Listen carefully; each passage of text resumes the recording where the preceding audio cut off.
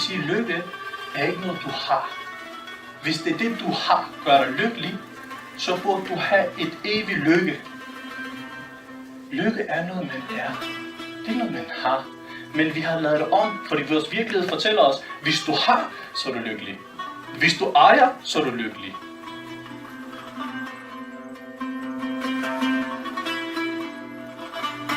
Og hvorfor er det der skiller mellem virkelighed og sandhed? Hvorfor?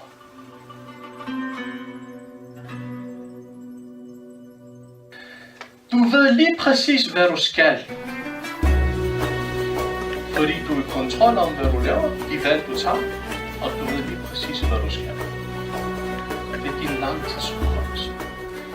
Om I er enige eller I ikke er enige, der er ingen mennesker på kloden, der kan komme og sige, det der Shine, det er forkert.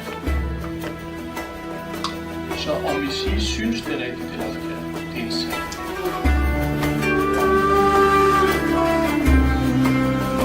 Du er din ubevidsthed. Det du har set, det du har oplevet. Der er så mange ting i dit liv, du kan valgt selv, som bygger din karakter. De første 15 år i dit liv, du kan valgt selv. Så når du skal til at vælge noget, du kan kun gå ud fra dit fundament. Live in the big world of others, not in the small world of self. Vi er ulykkelige, fordi vi er egoister og vi er ubevidste. Altså, vi er helt ubevidst selvkoncentreret.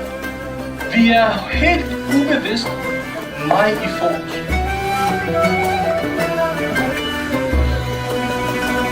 Fordi mennesker er bange for to ting.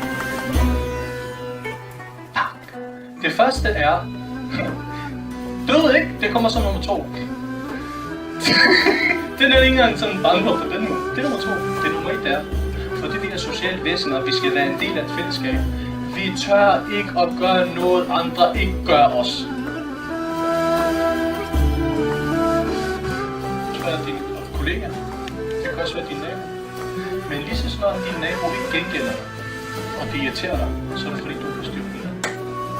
Fordi hvis din nabo ikke gør et gengæld, så er det fordi, du vil spejle dig i ham. Du forventer noget. Men der er ikke plads til forventning, fordi jeg skal ikke være en del af det her opsæt.